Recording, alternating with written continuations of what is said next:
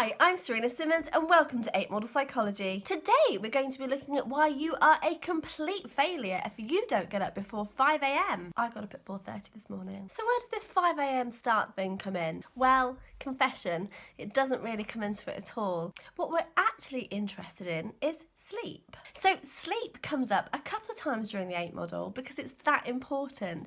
We look at it in some detail in the self-care and well-being module, and that's in the perform section of the model. It also comes up again in the part where we look at the mind-body-spirit connection, and that's where we get really into the juicier bits of sleep and we start to look at dreaming and the impact that your life has on your dreams and vice versa. It's also where we delve into lucid dreaming, which is a huge passion of mine, but all of that juicy stuff for another time. Today I just want to focus on the importance of sleep and really take a look at how we buy into the stuff that we hear in the media and we see in the news and all of these articles that tell us that we are going to basically be a complete failure unless we're waking up with the sparrows. I can tell you now it's just not true.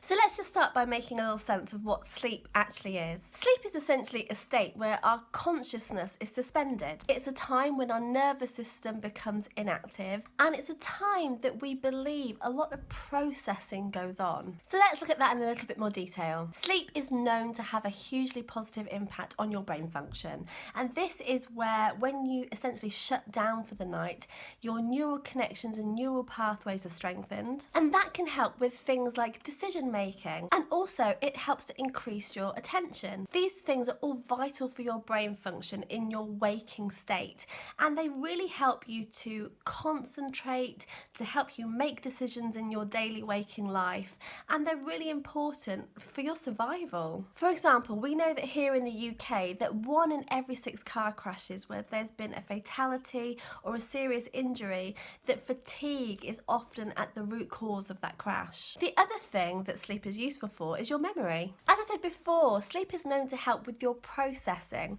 Now, what's really fascinating about this is that researchers and scientists don't really know what's going on. There's just some indication that sleep allows you to consolidate your memories throughout the day.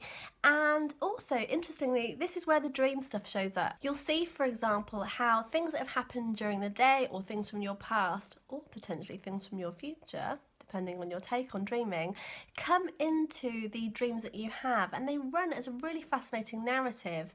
And like I said, this is an indication that your brain is doing some form of processing of your daily events. It also has a huge impact on your physical health. During sleep, your body is working really hard to maintain its hormones and repair cells. Interestingly, research shows that inadequate sleep is linked to things like obesity. Chronic sleep deficiencies are linked to things like cardiovascular disease, kidney disease, strokes, and diabetes. Are you getting the gist? Sleep is vital for your functioning, and that's why, as a psychologist, I'm interested in knowing how much sleep you're getting. Like I said before, at 8 Model Psychology, we are all about helping you make big changes in your life, and most of the clients that come to me are aiming to achieve something really big or make a big change in their life. Ultimately, they want to feel happier, they want to feel more successful, and that's why I believe strongly that we shouldn't be relating this 5 a.m. start to being successful and success. Over time, we seem to need less sleep as we get older,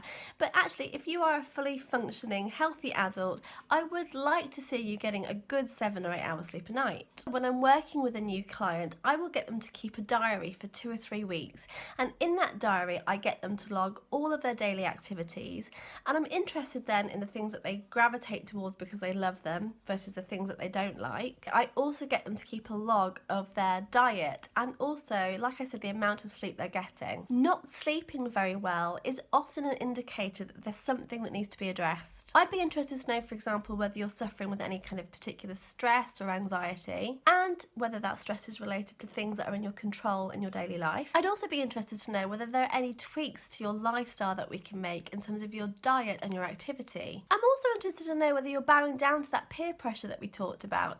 Like I said, we are bombarded with stuff in the media and online that tells us that those successful people are waking up at 5 a.m. Well, is it true? I did my research, and I want to share a couple of quick examples with you here. Early birds are Maya Angelou, one of my heroes. She used to wake up admittedly at 5:30 a.m. She said she liked to have a cup of tea, and that was her really creative time for her during the day. Michelle Obama. Apparently she's in the gym by 4:30 a.m. You make me sick, Michelle. Good for her. Richard Branson. He likes to wake with the birds. He's up at 5:45 a.m. every morning, and he likes to, again, get creative stuff done and get on with work. But if you are not an early riser, you are not alone. Einstein. We love Einstein here at 8 Model. He typically got up just in time to have his breakfast at 9 a.m. And I may add, he had a siesta every single day. Mark Zuckerberg. What a failure he is. That lazy birdie gets up at 8 a.m. every day. Oh, if only he'd work harder. And Winston Churchill. Famous for waking up at 7:30 in the morning, but staying in bed until 11. Essentially, if you are striving to make changes and you are trying to achieve things whereby you want to be successful, then I would ask you just to look at your sleep. Ask yourself, am I getting the 7 to 8 hours that I need? It doesn't matter in that case if you wake up at 8 or 9 or even 10, because if you're the kind of person that is a night owl and you like to work and you find that you get a real creative rush in the evening and that works for your lifestyle, then it works for you. We shouldn't be buying into these stories that waking up early is the only way to be successful, because it's just not true. We will spend a lot more time delving into sleep and looking at things like sleep hygiene and dreaming. But for now, like I said, I would just encourage you to look at your sleeping patterns, look at what mini tweaks you might be able to make in your life to get more sleep, and notice some of the triggers that prevent you from getting the sleep that you really need, whether that's stress or anxiety, whether there are those lifestyle changes that you can make, or whether you are just bowing down to the peer pressure. I was going to leave you with a deep and meaningful quote today, but I found another one and it was far too funny not to share. And the quote is, "I am not an early bird